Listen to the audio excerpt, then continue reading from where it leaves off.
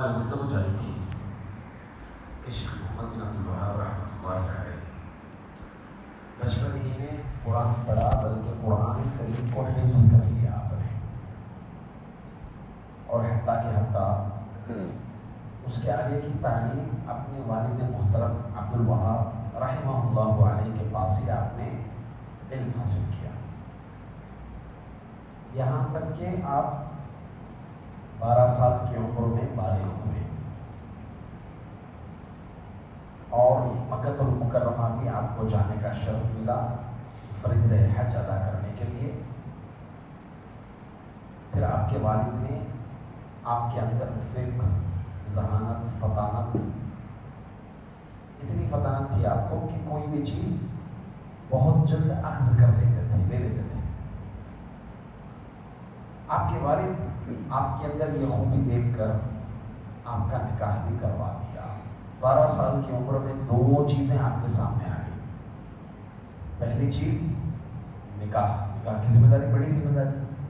12 سال کی عمر میں نکاح ہو گیا آپ کا، اور وہ کوئی بڑی بات نہیں تھی، عرب میں وہ ماحول تھا اس وقت۔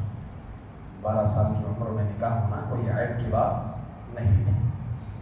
دوسری چیز، آپ کا علمی ذوق، آپ کی فطانت، ذہانت، یہ چیز دیکھ کر کے آپ کے والد نے آپ کو امام بحیثیت امام بھی مقرر کر دیا مسجد میں۔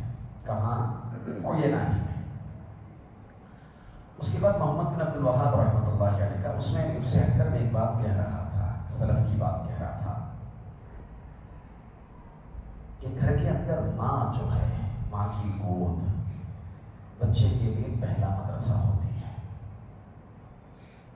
آج کل مائیں ایک تو دین سے دور ہوتی ہیں کوسوں، دوسرا اپنے بچوں کی تربیت کر نہیں پاتی، جس کی وجہ سے بچے 4 سال کے نہیں ہوئے بلکہ 3 سال، 3.5 سال کے بھی ہوتے ہیں، پہلے اسکول پش کرتے ہیں۔ اس کے وجوہات کئی ہیں۔ ان وجوہات میں سے ایک وجہ یہ بھی ہے کہ جس طرح سے حکومتیں، لوگ ڈراتے ہیں کہ بچپن کا بیسک علم جو ہے بچوں کو بہت زیادہ لباتا، جتنا بچپن میں پڑھ لیتے ہیں اتنا بچے جو ہے بہت پرفیکٹ ہوتے ہیں، وغیرہ وغیرہ وغیرہ۔ بنیادی علم قرآن کریم اور عقیدے کا ہونا چاہیے۔ بچے کے ذہن میں سب سے پہلے لا الہ الا اللہ، عقیدہ کیا ہے، ہمارے نبی کون ہیں، بنیادی باتیں یہ ہونی چاہیے۔ قرآن کی پڑھیں، حروف تہجی آئے ان کو، کیسے ملاتے ہیں حروف کو، عربی حروف کو، یہ سیکھیں۔ بنیادی علم یہ ہونی چاہیے۔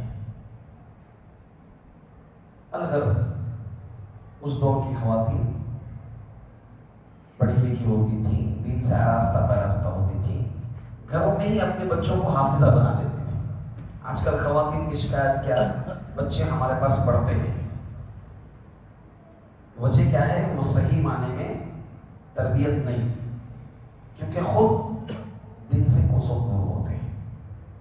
الغرض محمد بن عبد الوہاب گھر پر ہی حافظ بن گئے۔ اب ماں کا رول ہو تبھی حافظ بنے۔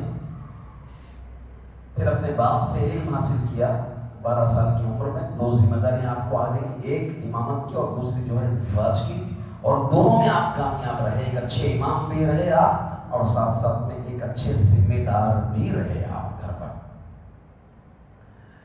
پھر آپ کا علمی سفر شروع ہوتا ہے۔ آپ مکہ المکرمہ میں علم حاصل کیا، پھر اس کے بعد آپ مدینہ المنورہ آئے علم حاصل کرنے کے لیے۔ مدینہ چونکہ ایک عالمی لیول کا تھا، وہاں پر مدینے میں علماء دین جو ہوتے تھے وہ مختلف عالم سے آئے ہوئے تھے، دنیا کے مختلف علماء آتے تھے، اور مختلف طلبہ علم بھی آتے تھے دنیا سے۔ تو اس لیے مدینہ منورہ میں کسی خاص فقہ پر نہیں بلکہ عام فقہ پر کیا ہوتے تھے؟ دروس ہوا کرتے تھے، جبکہ عینہ میں فقہ حنبلی پر زور تھا بس۔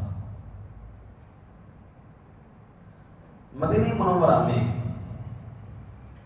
آپ خصوصاً علی داغستانی رحمہ اللہ علیہ اور اسماعیل عجلونی رحمہ اللہ علیہ، ان سے آپ نے علم حاصل کیا، اور اس کے بعد آپ کے ایک ساتھی شیخ عبداللہ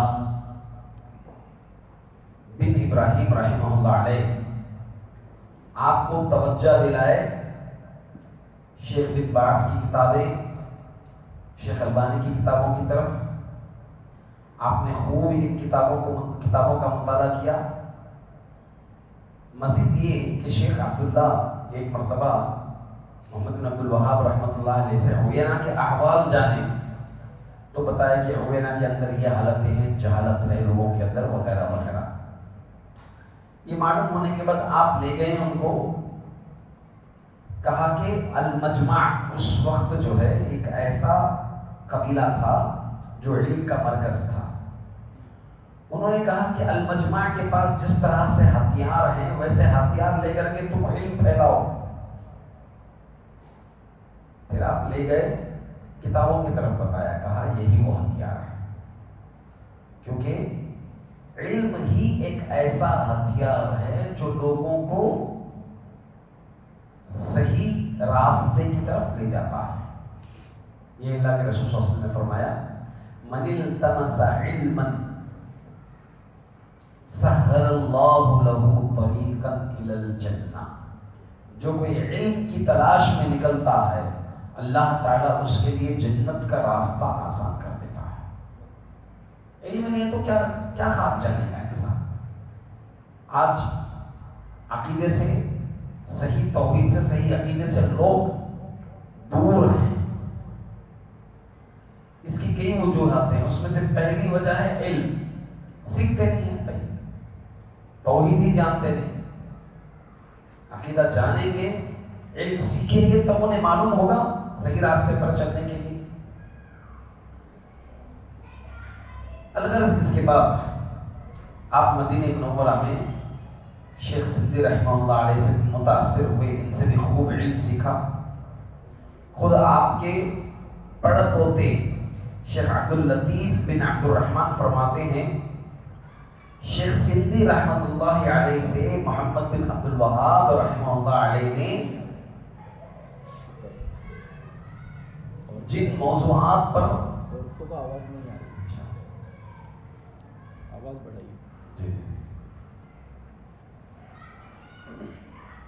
آپ شیخ سندی سے جن موضوعات پر خصوصاً توجہ آپ کی دلائی اور آپ کا ذہن کھولا، اس میں سے ایک تو توحید عبادت ہے، ایک دوسرا اندھی تقلید سے کیسے چھٹکارا ملے، اور تیسری چیز قرآن و حدیث کی تعلیم و تدریس میں آدمی کس طرح منہمک ہو جائے۔ یہ چیزیں شیخ سندی سے آپ نے سیکھی۔ اب یہاں آپ مدینے سے علم سیکھ کر کے عوینہ واپس آتے ہیں، قریب آپ 18-19 سال کی عمر ہوتی ہے آپ کی۔ پھر وہاں سے آپ بصرہ کا اور احسا کا سفر کرتے ہیں۔ یہ تقریباً 20 سال کی عمر کی بات ہے۔ بصرہ اس کے اندر کیا خوبیاں تھیں؟ پہلی بات، بصرہ کے اندر فقہ حنبلی کا مرکز تھا۔ یہ آپ جانتے ہیں 4 مسالک، حنفی مسلک، مالکی مسلک، شافعی مسلک اور حنبلی مسلک۔ آج کے دور میں جس طرح یہ مسلک کو ماننے والے جس طرح سے شدتیں لائے ہیں، اس دور میں وہ شدتیں نہیں تھیں۔ اور آج بھی دیکھ لیجیے آپ، شافعی مسلک ماننے والے کیرلا کے اندر ساحلی علاقوں میں بھی ملیں گے، یمن میں بھی گڑھ ہے شافعی مسلک کا۔ ان شوافع میں اور ان شوافع میں زمین آسمان کا فرق ہے۔ وہ بس مسلکاً شافعی ہیں مگر عقیدتاً اہل الحدیث کا عقیدہ ہے ان کا۔ حنبلی مسلک سعودی عرب میں پائیں گے آپ، اور مختلف عرب کنٹریوں میں پائیں گے آپ۔ حنبلی مسلک عقیدے کے لحاظ سے ہو بہو اہل حدیث کا منہج، آج بھی مگر حنبلی مسلک میں یہی معاملہ رہا ہے۔ اس سے ہٹ کر کے حنفی مسالک ہو، مالکی مسالک ہو، ایک کنٹری میں ان کے افکار الگ ہیں، عقائد الگ ہیں، تو دوسری کنٹری میں ان کے افکار، ان کے اندر بدعات وغیرہ مروجہ باتیں کہیں ان کے اندر موجود ہیں۔ مگر آج جس طرح مسلکوں کی شدت ہے، یا 200 سال 300 سال سے جو چل رہے ہیں، وہ شدتیں 400 سال پہلے نہیں تھی، اور مزید اور 1000 سال پہلے تو کچھ تھا ہی نہیں یہ معاملہ، یہ موڑ اس طرح نہیں تھا۔ یہ مسلکیں جو کہی جاتی تھیں، ان کی نسبتیں جو لگائی جاتی تھی، وہ تعلیمی نسبتیں ہوتی تھی بس۔ مثال کے طور پر آج کے دور میں کوئی عمر آباد مدرسے میں پڑھ کے آیا تو کیا کہتے ہیں لقب؟ عمری۔ جامعہ محمدیہ میں پڑھ کر آیا تو محمدی۔ جامعہ ریدروگ سے پڑھ کے آئے جامعی۔ مدینے سے پڑھ کے آئے تو ہندوستان میں مشہور ہیں مدنی۔ مکے سے پڑھ کے آئے مکی۔ یہ علمی نسبتیں ایسی ہی ہوتی تھی۔ مثال کے طور پر کوئی امام احمد بن حنبل کے پاس علم سیکھا تو اپنے آپ کو نسبت کیا رکھتا؟ حنبلی۔ امام شافعی کے پاس پڑھ لیا تو شافعی۔ امام ابو حنیفہ کے پاس پڑھ لیا حنفی۔ یہ دھیرے دھیرے بعد میں کیا ہو گئی، یہ چیزیں عصبیتوں میں بدل گئی، یہاں تک کہ یہ عصبیت سب سے زیادہ حنفی مسلک کے اندر آئی۔ الغرض میں اس کی طول میں نہیں جاؤں گا، میرا وقت ختم ہو جائے گا۔ آپ اتنا سمجھیں کہ آج جس طرح سے شدتیں ہیں، عصبیتیں ہیں، وہ پہلے کے دور میں اس طرح مسالک کے نام سے عصبیتیں نہیں تھی۔ مدینے سے آپ عیینہ آئے اور عیینہ سے بصرہ۔ بصرہ تجارت کے ناحیے سے بہت مضبوط شہر تھا، فقہ حنبلی کا مرکز تھا، اور شیعہ افکار بھی بہت زیادہ تھے وہاں پر بصرہ کے اندر۔ آپ نے وہاں پر حدیث کا علم، فقہ کا علم، مجموعی اعتبار سے ان علوم میں آپ نے اچھا عبور حاصل کیا۔ کہاں پر؟ بصرہ کی بات کر رہا ہوں۔ یہاں تک یہ بھی کہا جاتا ہے کہ بصرہ کے اسی دوران سفر میں آپ نے کتاب التوحید اس کتاب کو لکھا۔ کتاب التوحید کتاب کب لکھی آپ نے؟ بصرہ کے اندر، یا پھر اس کے سفر میں احسا کے اندر لکھا، یہ بھی روایت کہی جاتی ہے۔ اور آپ کتاب التوحید کے اندر ایک عالمی سطح کی کتاب ہے، ورلڈ لیول کی کتاب ہے کتاب التوحید۔ ہندوستان کے اندر بھی کتابیں ہیں توحید کی، عقیدے پر کتابیں لکھی گئی ہیں، وہ انڈین نظریے سے لکھی گئی ہے، ہندوستانی نظریے سے۔ ہندوستان کے اندر جو بدعات و خرافات و شرک و بدعات جو ہیں، اس نظریے سے لکھی گئی ہے، جس کو جاننا سیکھنا ضروری ہے۔ مگر آپ عقیدہ توحید، یہ کتاب ایک عالمی سطح کی لیول کی کتاب ہے، ورلڈ لیول کی کتاب ہے۔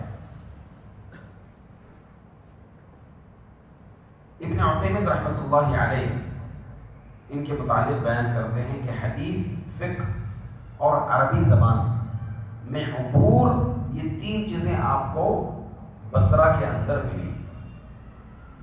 اسی طرح نتیجتاً مخالفین کے رد میں، ان کے عقائد سے وابستگی کے بعد ان کے رد میں کہ کس طرح رد کیا جائے، مخالفین سے کیسے پیش آئیں، آپ کے اندر ایک طرح سے یہ عبور حاصل ہوا۔ اور یہ ایسے علماء میں ہی ہوتا ہے جو سفریں کرتے ہیں، سفر ایک کنٹری چھوڑ کر دوسری کنٹریاں، مختلف طرح کی کنٹریاں جاتے ہیں۔ اور یہ واقعی اللہ رب العزت مدینے کے اندر پڑھنے والے علماء کے اندر ایک عالمی سطح کی سوچ، فکر، نظریہ آتا ہے۔ یہ اللہ کا بہت بڑا دین ہے۔ کیونکہ جب مدینہ منورہ جاتے ہیں تو پورے عالم کے لوگوں سے ان کے نظریات، ان کے عقائد ایک ورلڈ لیول، عالمی سطح پر لوگوں کو دیکھتے ہیں، تو انسان کا دعوتی ذہن بھی جو ہے اسی فکر کا ہوتا ہے، محدود لیول میں نہیں ہوتا ہے۔ الغرض بصرہ میں آپ علم حاصل کرنے کے بعد آپ وہاں پر دعوت کا کام بھی شروع کر دیا تھا۔ دعوت کے کام میں کچھ لوگوں نے آپ کی حمایت کی، مگر اکثر لوگ آپ کی مخالفت میں کھڑے ہو گئے بصرہ کے اندر۔ الغرض بصرہ کے اندر حال یہ ہو گیا کہ آپ کے عقیدے توحید کا اثر جو توحید دشمنوں کو قبول نہیں ہوا، یہاں تک کہ آپ کے ساتھ ناروا سلوک کیے۔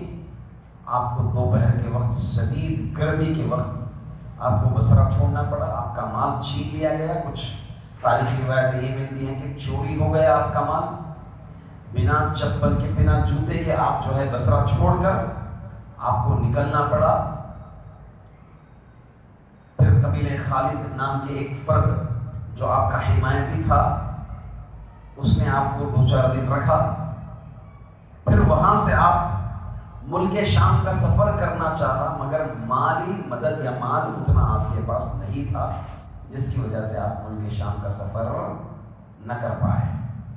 پھر آپ بجائے ملک شام کے واپسی میں الاحسا آج بھی اسی نام سے موجود ہے سعودی عرب میں۔ الاحسا اس شہر کے اندر زیادہ تر شیعوں کا غلبہ وہاں پر موجود ہے۔ اسی راستے میں آپ کو ملے گا، دمام کے قریب راستے میں شہر ملے گا الاحسا۔ الاحسا یہ بھی جو ہے چاروں مذہبوں کا تقریباً مرکز تھا۔ خصوصاً وہاں پر شیخ عبداللہ بن محمد الشافعی عقیدے کے باب میں اور اشاعرہ کے رد میں آپ علم حاصل کیا، جس کو حافظ ابن حجر رحمۃ اللہ علیہ بخاری کی شرح کے مقدمے میں ذکر کیے ہیں۔ جو محمد بن عبد الوہاب رحمۃ اللہ علیہ جن سے سیکھے تھے عبداللہ بن محمد الشافعی رحمۃ اللہ علیہ سے، ان چیزوں کو آپ نے مفصل نقل فرمایا ہے۔ پھر الاحسا سے آپ سفر کا ارادہ کیے حریملہ۔ اس کو بھی ہمارے اردن تھوڑا غلط پڑھتے ہیں کتابوں میں دیکھ کر، عربی کا وہی پروننسیشن ہے حریملہ۔ حریملہ کا سفر کی وجہ کیا ہے آپ کی؟ میں بتایا تھا عیینہ جو ان کا آبائی وطن ہے، عیینہ کے اندر آپ کے والد عبد الوہاب رحمہ اللہ علیہ وہاں کے قاضی تھے، فقیہ تھے۔ عیینہ میں ہوا یہ کہ وہاں کے امیر سے کسی مسئلے میں اختلاف ہو گیا، جس کی وجہ سے وہاں قضا کے پوسٹ سے آپ کو دستبردار کر دیے، تو آپ وہاں سے نکل کر کے حریملہ کو اپنا جائے وطن بنا لیا،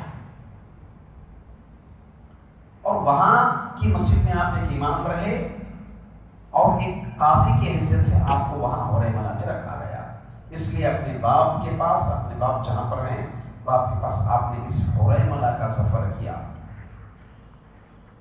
حریملہ میں آپ کو موقع یہ ملا کہ والد چونکہ ایک پوسٹ پر ہیں، تو یہاں رہتے ہوئے والد کے ساتھ آپ نے کھلم کھلا توحید کی دعوت کو عام کرنا شروع کیا۔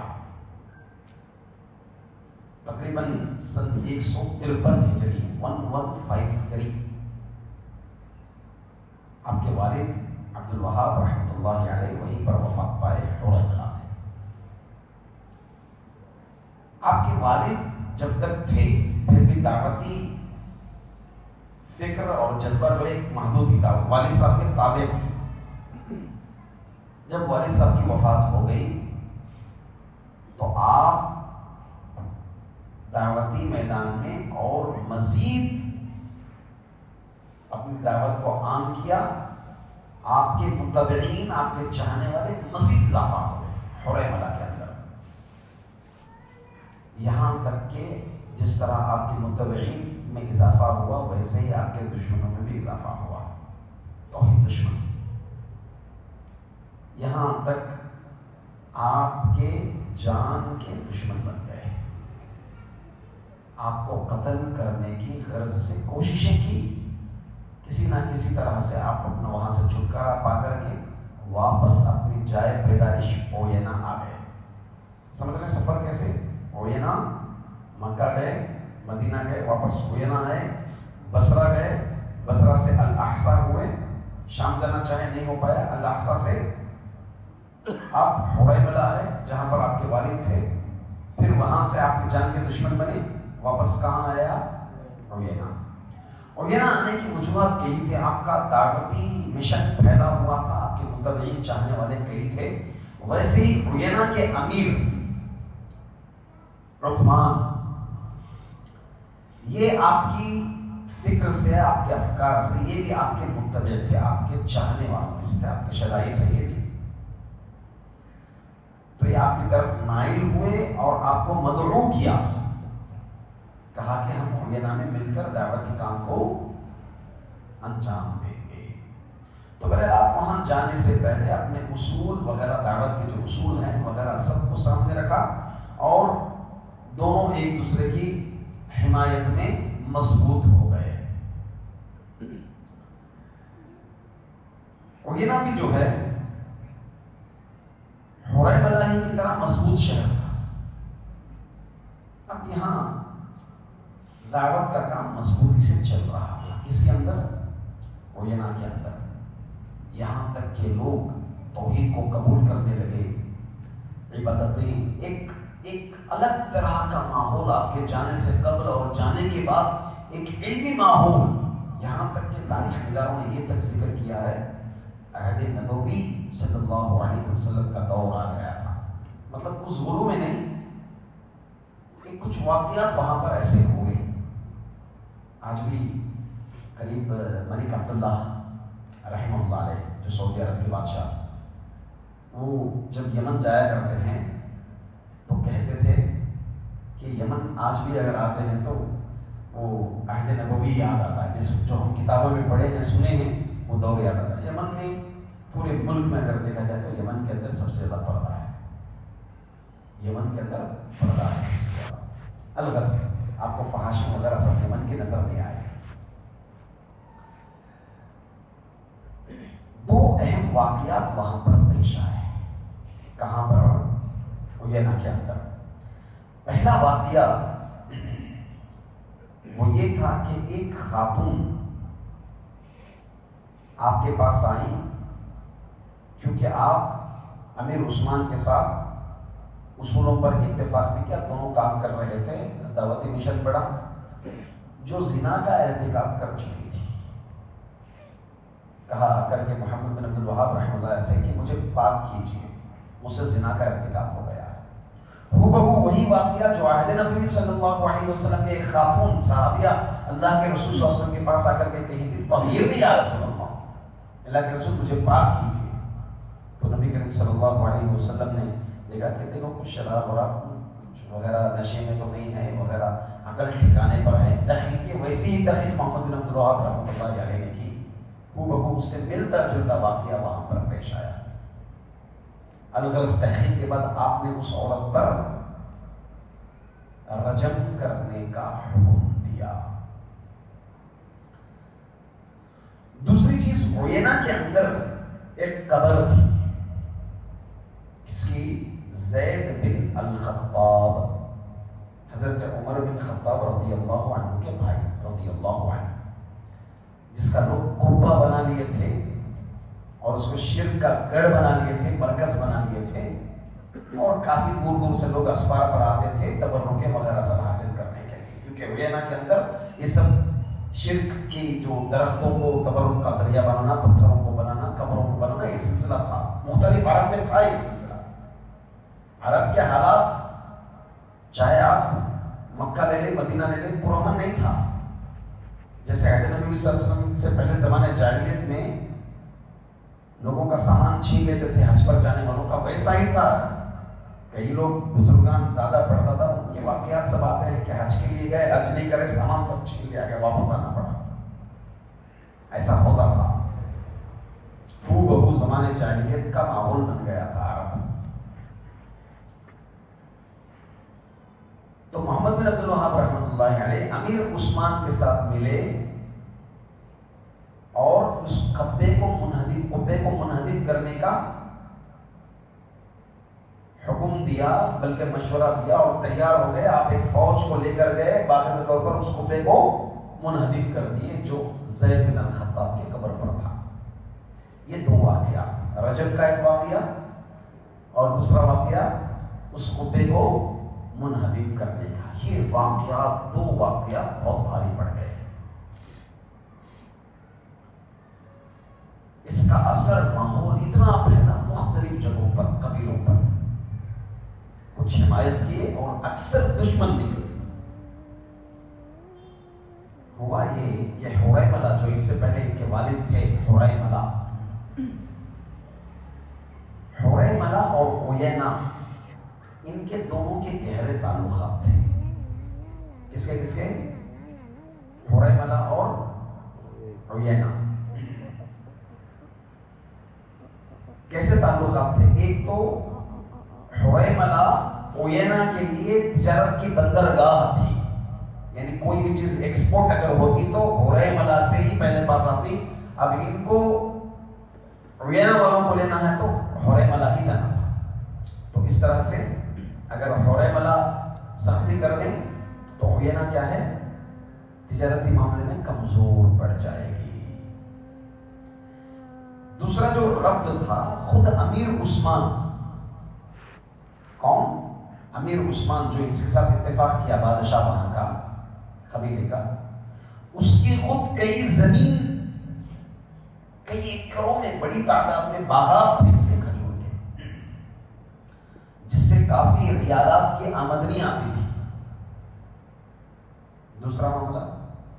اور تیسرا معاملہ, عیینہ میں جب بھی قحط سالی وغیرہ ہوتی تو حریملہ ان کو ساتھ دیا ہے. ان معاملات میں زراعتی پیداوار بھی تھی وہاں پر, جو کہ عیینہ کے اندر یہ چیزیں نہیں تھی. اور چوتھی چیز مورخین ذکر کرتے ہیں یہ بھی کہ بنسبت عیینہ کے حریملہ طاقتور تھا. اب دیکھیں, حریملہ کا بادشاہ سلیمان امیر عثمان کو خط بھیجا, محمد بن عبد الوہاب کو قتل کر دیں, حوالے کر دیں, یا پھر در بدر کر دیں. یہ دو واقعات ہونے کے بعد اب یہاں امیر عثمان کے لیے ایک آزمائش کی بات آ گئی. اب جاہ کا معاملہ, خود اس کی زمین ہے وہاں پر. اب اگر نہیں مخالفت کریں گے تو تجارتی معاملہ جو ہے ہمارے قبیلے والے کمزور پڑ جائیں گے, اور طاقت بھی ان لوگوں کی زیادہ ہے. ہمارے قبیلے پر ہو سکتا ہے حلہ بول سکتا ہے. محمد بن عبد الوہاب رحمۃ اللہ علیہ سمجھائے, کہا کہ علاء کلمت اللہ کے لیے آپ مضبوط رہیں, اسی کلمے پر رہیں, اللہ تعالیٰ راستہ نکالے گا. پھر عثمان سمجھ نہیں پائے, ان کے حوالے بھی سمجھا بجا کر کے, پھسلا کر کے, آخرکار محمد بن عبد الوہاب رحمۃ اللہ علیہ سے متعلق یہاں پر ایک درمیان میں واقعہ آتا ہے. یہ حریملہ کا بادشاہ سلیمان ایک مندوب کو بھیجا محمد بن عبد الوہاب کو لانے کے لیے. اب یہ حوالے کر رکھے, کون؟ امیر عثمان, جو پناہ دے کر کے رکھے تھے محمد بن عبد الوہاب کو. اب یہ مندوب آپ کا مخالف ہی تھا. یہ بھی بولے کیسے بھی محمد بن عبد الوہاب کو لے کے آؤ پکڑ کے, ستایا بولا. اب یہ مندوب ارادہ یہ رکھا تھا کہ مردہ ہی لے کے جاؤں گا, ننگی تلوار تھی. محمد بن عبد الوہاب رحمۃ اللہ علیہ کو جب امیر عثمان حوالے کیا, لے کر جا رہا تھا. آگے محمد بن عبد الوہاب, پیچھے فوج ہے جو لینے کے لیے آئی تھی, وہ مندوب اس میں اہم رول تھا. محمد بن عبد الوہاب رحمۃ اللہ علیہ کے زبان پر قرآنی آیت سورہ طلاق کی, وَمَن يَتَّقِ اللَّهَ يَجْعَلْ لَهُ مَخْرَجًا, جو اللہ سے ڈرتا ہے, تقوی حاصل کرے, اللہ تعالیٰ اس کے لیے ایگزٹس نکالتا ہے. بچوں کو کالج میں بھیجتے ہیں داڑھی نکال کر کے, اب نہیں تو پھر کالج میں ایڈمیشن نہیں ملے. کمپنیوں میں کئی جگہوں پر شروط ہوتی ہیں کہ داڑھی نکالیں گے تو جاب رہے گی یہاں پر, ورنہ جو ہے جاب چلے جائے گی. کئی ایسی چیزوں کو سامنے لا کر کے, شرعی مخالفتوں کو ہم کیا کرتے ہیں, اس کو ذریعہ بنا کر کے مخالفت کر دیتے ہیں دین کی. نہیں, ہمیں دین کو عام کرنا ہے, دین پر جمے رہنا ہے, اور روزی دینے والا اوپر بیٹھا ہے. وَمَن يَتَّقِ اللَّهَ، اس کے لیے ایگزٹس نکالتا ہے اللہ تعالیٰ. اور بہت سو کو ایسے پائے ہیں جو ہرگز پھیرنے والے نہیں ہیں، اللہ تعالیٰ ان کے لیے راستے نکالا ہے. اور یہ خود بھی دلیل ہے. آپ یہ آیت کثرت سے پڑھتے ہوئے جا رہے ہیں، پیچھے یہ خود مندوب بولتا ہے کہ میں قتل کرنے کے لیے اپنے تلوار نکال رہا ہوں، پتہ نہیں کوئی قدرتی طاقت میرے ہاتھ کو روک رہی ہے. ہاتھ بار بار دیتے ہیں تو طاقت کوئی روک رہی ہے، نکل نہیں پا رہی. آخرکار انہیں یقین ہو گیا یہ اللہ کی طاقت ہے جو اللہ والوں کے لیے اس کی مدد آئی ہے. الٹا جو ہے وہ خود شیدا ہی بن گیا اور ان کو ایک محفوظ جگہ لے چلا. وہ مندوب خود یہ واقعہ نقل کرتا ہے تاریخ میں. الغرض آپ وہاں سے بچ کر کے جو حریملہ قیدی بن کر جانے والے تھے وہاں سے آپ شہر آئے درعیہ. کیا شہر ہے؟ درعیہ. یہ ہے اصل جہاں پر آل سعود محمد بن سعود، عبدالعزیز بن سعود، یہیں سے انہی کے نام سے ہے سعودیہ، السعودیہ العربیہ، انہی کے نام سے ہے. درعیہ قبیلہ جب آپ آئے، یہاں بھی آپ کی دعوت کو قبول کیا گیا. آپ سعود رحمہ اللہ علیہ کے ساتھ ملے، ملک سعود کے ساتھ کئی چیزوں میں آپ نے اتفاق کیا. اس میں سب سے اہم چیز جو ان کے ساتھ دعوتی اصول وہ منہج پر آپ نے اتفاق کیا. ہم اعلاء کلمت اللہ کے لیے زندہ رہیں گے، اعلاء کلمت اللہ پر ہماری جان جائے وغیرہ وغیرہ تفصیلات. یعنی مقصد ہمارا کیا ہو؟ توحید. میں تعاون کی دعوت کا کام کروں گا، اس میں ہر طرح کی مدد، آپ کے پاس طاقت اور ہمارے پاس علم. دیکھیے یہ دو چیزیں ملک کو کسی بھی جگہ کو ترقی دیتی ہیں. یہ دو چیزیں علم، طاقت. اللہ تعالیٰ قرآن کریم نے ان دو جگہوں کا ذکر کیا ہے. سورۃ البقرہ کے اندر دوسرے پارے کی آخری آیت ہے. ہاروت و ماروت کا قصہ اللہ تعالیٰ نے جب نقل فرمایا، اس سے قبل ہی اللہ نے ان دو چیزوں کا ذکر کیا ہے. آیت مجھے ذہن میں نہیں آ رہی ہے. علم اور طاقت. علم سے پہلے طاقت، پھر اللہ تعالیٰ نے علم کا ذکر کیا. یہ دو چیزیں کسی بھی ملک، کسی بھی قبیلہ، چاہے وہ بڑے لیول میں ہو چاہے چھوٹے لیول میں ہو، یہ دو چیزیں ہی جو ہے انسان کو کیا کرتی ہے؟ ترقی دلاتی ہے. اب درعیہ میں یہ اتفاق ہو گیا. اس میں سے ایک بات مورخین لکھتے ہیں، بڑی پتے کی بات ہے کہ آل سعود رحمہ اللہ علیہ نے اس میں ایک چیز ان سے اتفاق کرنے کی کوشش کی جس پر محمد بن عبدالوہاب اتفاق نہیں کیا. وہ یہ کہ میں وہ بطور ٹیکس درعیہ کے اندر رہنے والے کسانوں کے پاس سے بطور ٹیکس پیسہ وصولتے تھے، جس پر محمد بن عبدالوہاب سے یہ کہا کہ آپ اس کی مخالفت نہیں کریں گے. مگر محمد بن عبدالوہاب خاموش رہ گئے. اتفاق تو نہیں کیا مگر خاموش رہ گئے. کیونکہ دیکھیے اس میں ایک بہت بڑا منہج ملتا ہے.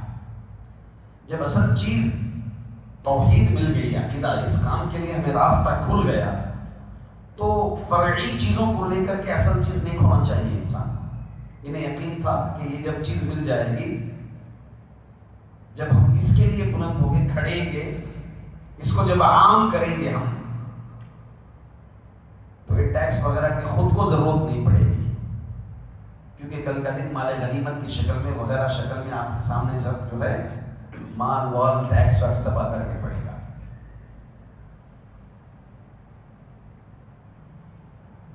اللہ کے رسول صلی اللہ علیہ وسلم اسلام میں بھی ہے، شریعت میں بھی، اسی کو جو ہے اسلام کے خلاف لوگ غلط سمجھتے ہیں. جہاد کی شکل کہتے ہیں کہ اسلام تلوار کی زوروں سے پھیلا.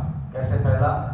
کسی بھی قریے میں گھستے مسلمان زبردستی ان سے کہتے کہ لا الہ الا اللہ پڑھو، کلمہ قبول کرو، نہیں تو جان سے مار دیں گے، مارتے زبردستی ڈرا ڈرا کر کے اسلام قبول کرایا. ایسی بات مشہور ہے. آپ اس کو باریکی سے دیکھیے. طریقہ یہ ہے، وہ بھی کب؟ جب اسلام پھیلا. نبی کریم صلی اللہ علیہ وسلم جب تک مکے میں تھے، کبھی آپ اسلامی حکومت قائم کرنے کے بارے میں سوچا؟ آپ کا ایک منہج ہی نہیں ہے. آج لوگ مختلف فرقے والے، اخوانیوں کی سوچ دیکھ لیجیے، جماعت اسلامی کی سوچ دیکھ لیجیے، شیعہ کی سوچ دیکھ لیجیے، کس کی بات کرتے ہیں؟ حکومت قائم کرنے کی بات کرتے ہیں. یہ منہج نہیں ہے ہمارا. ہم ہندوستان کے اندر مکی دور میں ہیں. کہاں ہیں ہم؟ مکی دور میں ہیں. جہاد ہم پر فرض نہیں ہے، یہاں پر فرض نہیں ہے. نبی کریم صلی اللہ علیہ وسلم مکے میں رہے، اتنے مظالم ظلم ڈھائے گئے، مسلمانوں پر ظلم و ستم ڈھائے گئے، شہید ہوئے. آل یاسر شہید، سمیہ شہید رضی اللہ عنہ. حضرت عمر کی طاقت تھوڑی کم تھی؟ کبھی تلوار نکالی مسلمانوں نے؟ جواب میں کبھی تلوار نکالی؟ نہیں نکالی. نہیں پائیں گے آپ. صبر صبر صبر پہ گئے. سب اسی دور میں ہیں ہم. یہاں ہندوستان کے اندر بیٹھ کر یہ فرقے والے کہتے ہیں کہ اسلامی حکومت قائم کریں گے، اور ایسے ایسے پروگرام جو پرتگال وغیرہ جو پروگرام، یہی فکرہ بنا ہے نوجوانوں کا. نوجوانوں کی یہی سوچ بنائی گئی. اس میں ایسے پروگراموں میں سعودی عرب کو مکمل دشمن بتا کر کے، ترکی وغیرہ جو شیعوں کا گڑھ ہے، اخوانیوں کی سوچ کا گڑھ ہے، فکر ہے، یہی سوچ. مدینہ منورہ ہے، اللہ کے رسول صلی اللہ علیہ وسلم، کتنے طرح کے لوگ تھے وہاں پر. یہودی تھے، نصرانی تھے، کفار تھے، اور تو اور داخلی دشمن منافقین تھے. آپ کی دشمن تو اور مزید اضافہ ہوگا. کیا نبی کریم صلی اللہ علیہ وسلم اسلامی حکومت قائم کرنے کا سوچے، بات کیے؟ نہیں. سب کے ساتھ آپ نے مل کر کے سب کا ہاتھ پکڑا. جمہوری حکومت آغاز وہی سے ہوا، ہو جمہوریت سے ہی آغاز ہوا.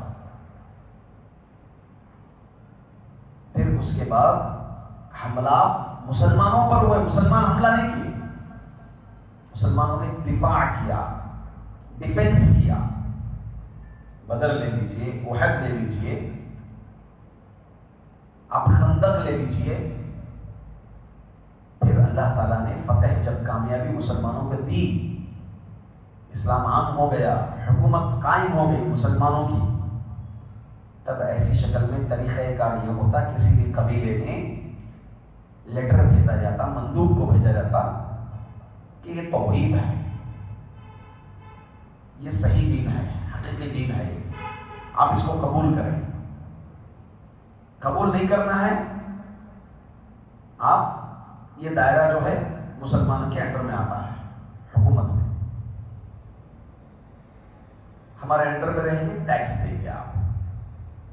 کیا یہ ظلم ہے؟ ظلم ہے. یہ کام مسلمان سوچتا ہے ظلم ہے، کیونکہ اس کو سمجھا نہیں. اس میں باریکی ہے، سمجھنے کی ضرورت ہے. ظلم نہیں ہے.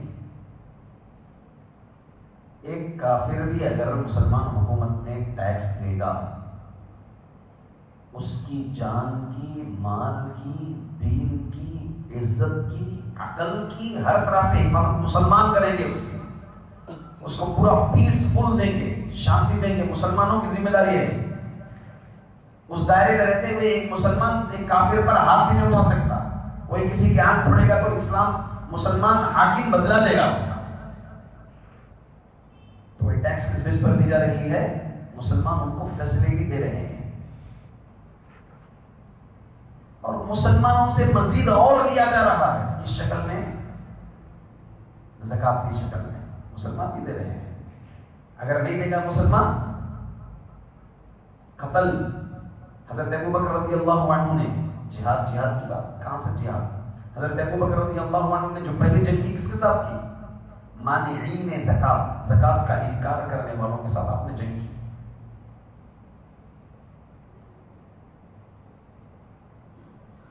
تو مسلمان اگر زکات نہیں دے گا تو اسے بھی سزا ہے، یہاں کافر کو بھی ٹیکس دینا ہے، مگر ان کو اور مزید ان کے لیے فائدہ ہے وہ ٹیکس دینا ہے۔